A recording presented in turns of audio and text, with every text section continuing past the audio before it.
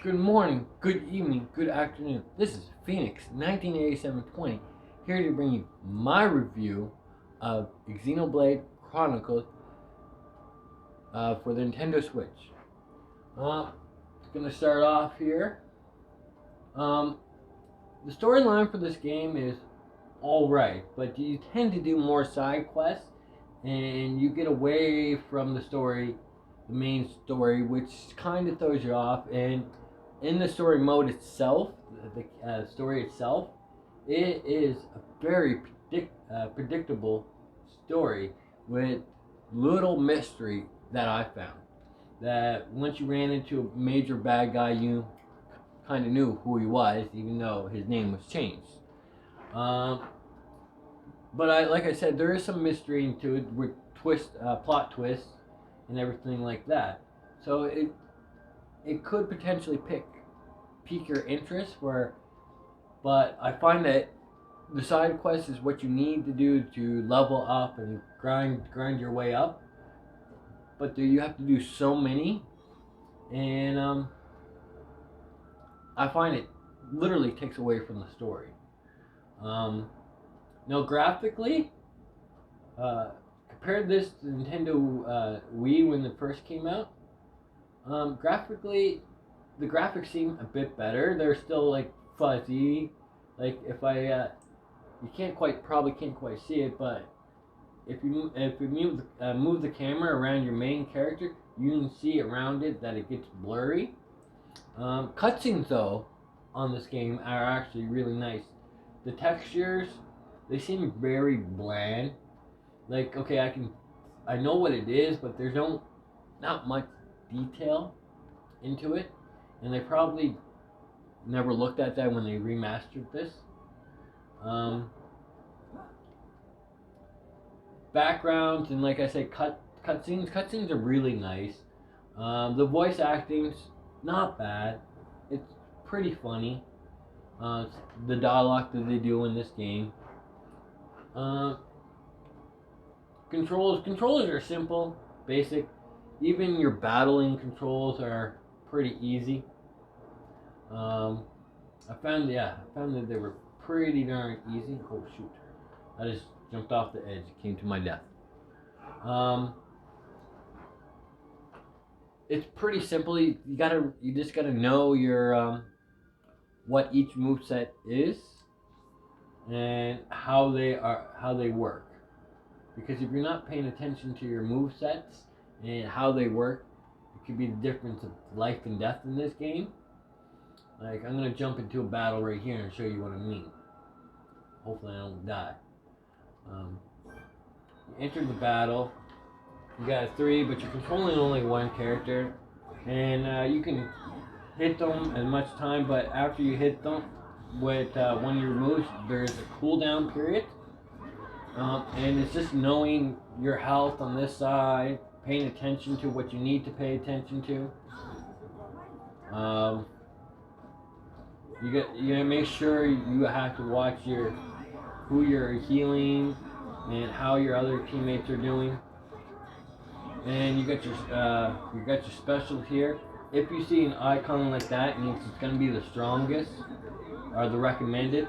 I mean, going through the battles, you gotta really pay attention because if you jump in a battle where your enemies are way more leveled up than you are, the battle is gonna be very quick. And the music in this game, for me, wasn't that noticeable. And at most times, I thought to myself, I go, "Where's the music for it?" And then you listen really hard, you can hear the music in the faint background, but nothing that encourages you to tack on the wind. Isn't nothing that get you moving and get you going. Um, but like I said, if you jump into a battle that is not you're not ready for yet, it doesn't quite help, and it goes against you. But you can jump into your menu here, and you can change your equipment.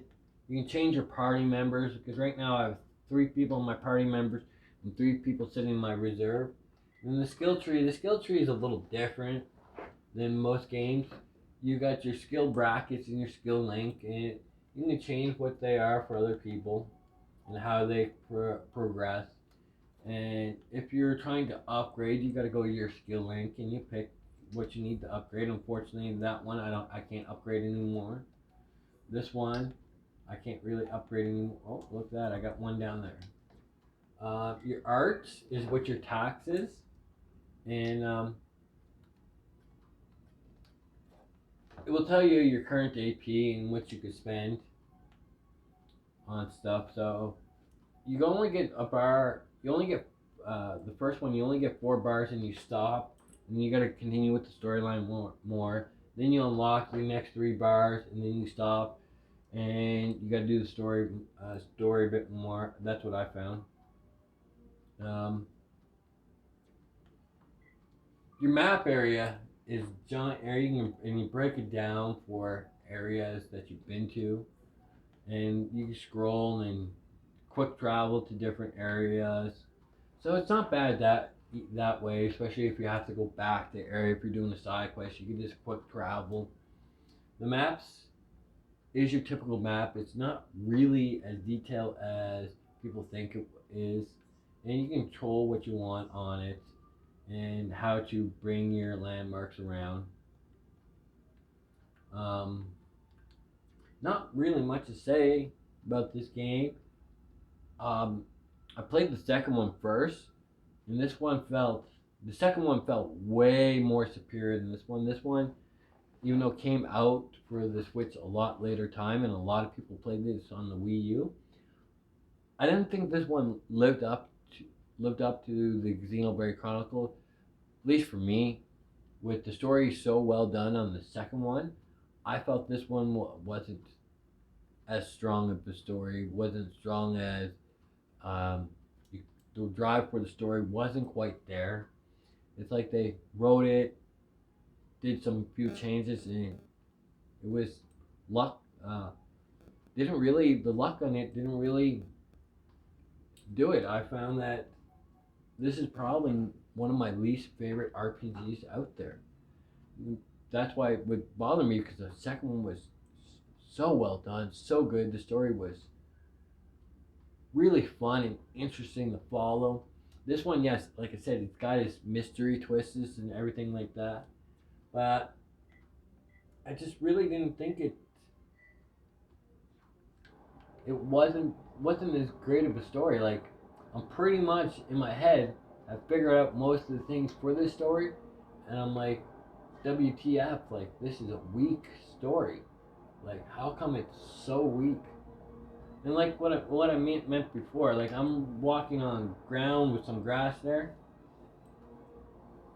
Yes, I can see that there's some little bit of grass here and there, but the texture is pretty damn bland that you can see. Even the background texture is pretty bland. You can see how the original drawings were some structures there, because how jagged the lines are. But I do like that there's a mini map there, and at any time you can make it big or small, so you can see more of the map. If you're running a straight line, they do have auto run, which is what it is.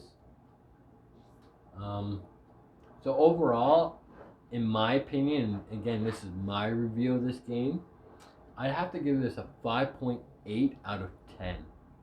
Just, it lacked in, the story wasn't the greatest, the music was not really noticeable.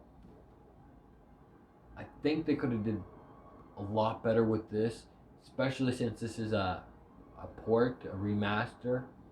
They could have definitely tuned it a lot better. But that's all I got for you, folks. So this is Xenoblade Chronicles, the DHDE version, and for the Nintendo Switch. So I hope you guys at least enjoyed and take in consideration of this review. So if you like my videos, hit that like button, share this with all your friends, hit that subscribe button, and make sure you turn on the notifications so you can see my videos when they're posted right away. And leave a comment below. I'd like to hear what you guys have to say, and I try to respond to you guys as much as I can. But this is Phoenix 1987 20 signing out. So you guys have a good morning, a good evening, and a good afternoon. Peace.